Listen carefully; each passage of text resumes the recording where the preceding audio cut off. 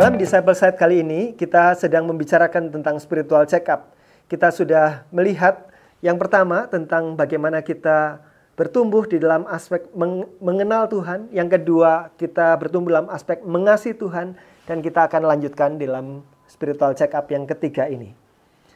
Di dalam gambaran pertumbuhan rohani, gambaran sebuah pohon, ada akar, bagian-bagian yang tidak kelihatan, dan ada bagian-bagian yang di atas permukaan tanah, bagian yang kelihatan dari pohon itu. Kita diminta bertumbuh dalam segala hal ke arah Kristus. Hal-hal itu meliputi dua hal yang sudah kita bicarakan dalam pembicaraan sebelumnya, knowing God dan loving God.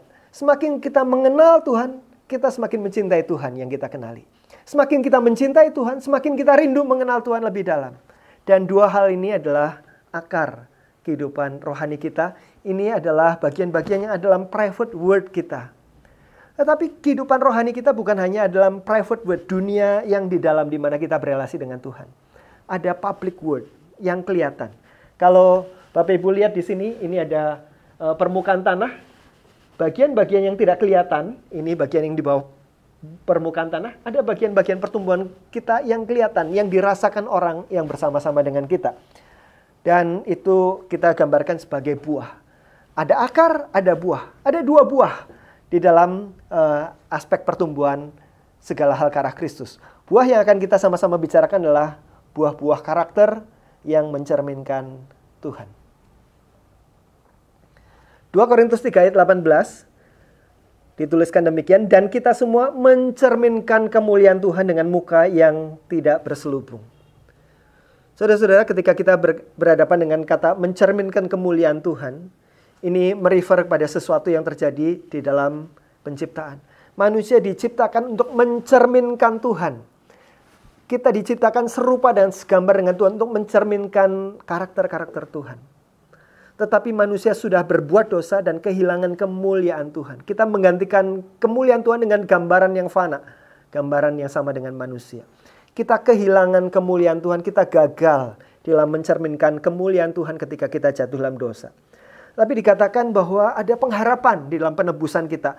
Kita semua bisa mencerminkan kemuliaan Tuhan dengan muka yang tidak berselubung. Dan karena kemuliaan itu datangnya dari Tuhannya adalah roh, maka kita diubah menjadi serupa dengan gambarnya dalam kemuliaan yang semakin besar. Tidak serta-merta semuanya langsung berubah, tetapi perubahan itu nyata dari kemuliaan kepada kemuliaan. From glory to glory, kita semakin diubahkan, semakin mencerminkan kemuliaan Tuhan. Di dalam Galatia dikatakan gambarannya seperti apa? Gambarannya adalah buah-buah roh yang muncul dalam kehidupan kita. Ada kasih, sukacita, damai sejahtera, kesabaran, kelemah lembutan, penguasaan diri, kebaikan, dan sebagainya. Muncul dengan deras melalui kehidupan kita. Bukankah itu kehidupan yang Tuhan rindukan dan juga kita rindukan? Pertanyaannya, kenapa ada banyak hambatan-hambatan untuk muncul buah-buah keserupaan dengan Tuhan ini? Proses pertumbuhan yang kita harapkan sejak kita bertobat menerima Kristus, kita mengalami pembenaran, kita kemudian masuk dalam proses pengudusan oleh Tuhan. Justification, sanctification, sampai suatu saat ada kesempurnaan, glorification. Tetapi bukankah grafiknya tidak selalu lurus begini? Ada naik turun, jatuh bangun di tengah-tengahnya. Dan seringkali itu berkaitan dengan kemacetan-kemacetan dalam pertumbuhan karakter kita. Ada karakter-karakter tertentu, ada bagian-bagian tertentu dalam hidup kita yang tidak mengalami terobosan rohani. Mungkin karena akibat pengaruh masa lalu kita, mungkin akibat dari respon-respon berdosa kita yang terus melekat erat sehingga kita terus-menerus jatuh di dalam kemacetan yang sama di situ.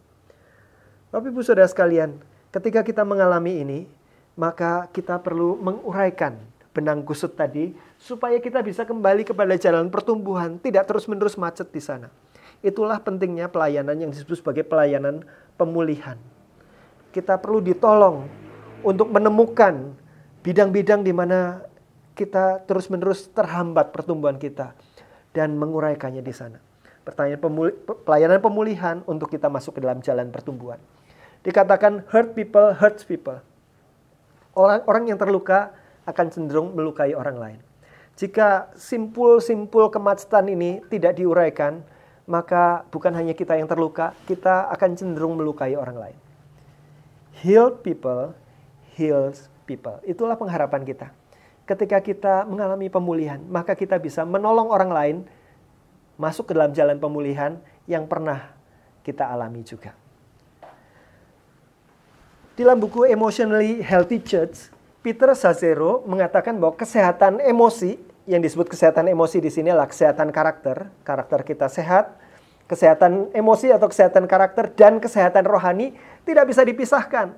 Seorang Kristiani tidak mungkin dikatakan dia dewasa secara rohani jika dia tidak dewasa secara emosi atau secara karakter.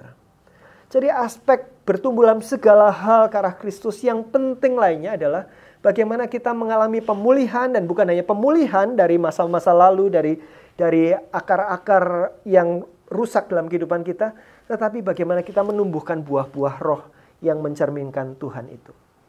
Max Lucado dalam Just Like Jesus mengatakan orang yang hidup bersama dalam waktu yang lama akhirnya mulai terdengar sama. Akhirnya akan mulai berbicara dengan intonasi yang mirip. Bahkan cara berpikirnya akan saling menyesuaikan. Ketika kita hidup bersama dengan Tuhan, kita bersekutu dengan Dia dalam jangka yang panjang, kita akan mulai mengambil pikiran-pikiran Tuhan. Kita akan mulai mengambil prinsip-prinsipnya, mengambil sikap-sikapnya, dan kita akan menyerap hatinya. Tadinya kita mudah sekali membicarakan keburukan-keburukan orang lain. Kita bergosip di mana-mana.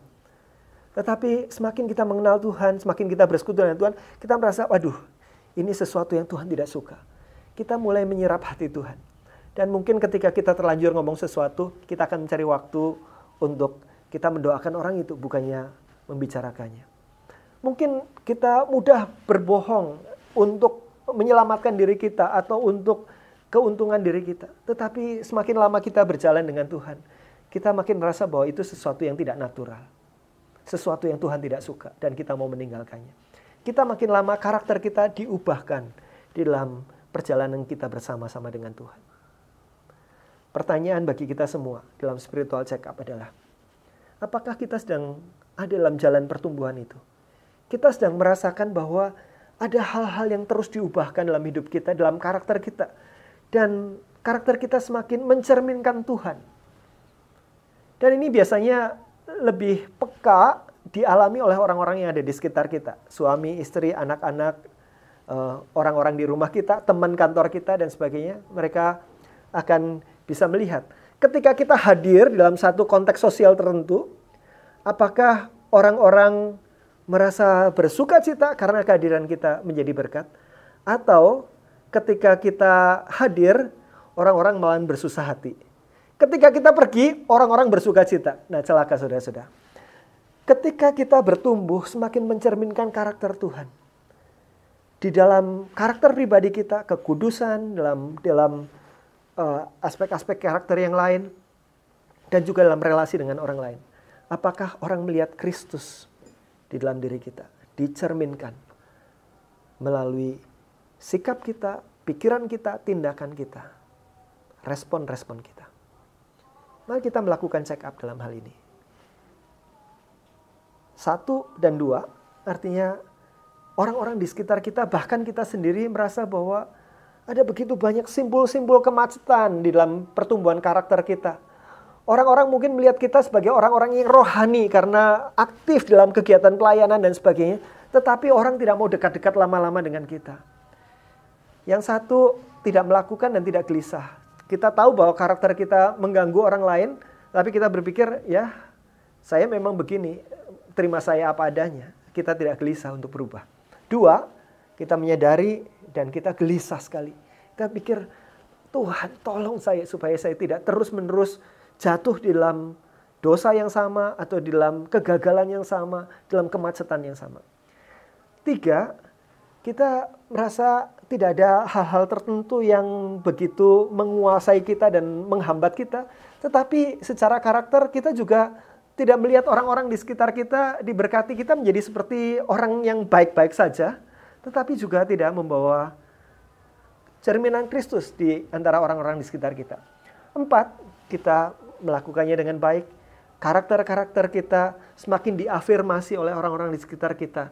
Dan kita melihat buah-buah yang muncul dalam hidup kita bukan karena kita berusaha lebih banyak. Tetapi ketika kita berjalan dengan Tuhan, hal-hal itu diubahkan dari dalam diri kita. inside out. Yang kelima, kita bahkan bisa menolong orang lain mengalami pemulihan dan menumbuhkan karakter-karakter serupa Kristus. Pertanyaannya, apakah kita sedang bertumbuh dalam mencerminkan Tuhan melalui karakter pribadi kita dan relasi kita dengan orang lain? Mari kita pikirkan, kita renungkan, dan kita bicarakan untuk kita membuat penerapan-penerapan bersama di dalam kelompok kecil. Tuhan memberkati.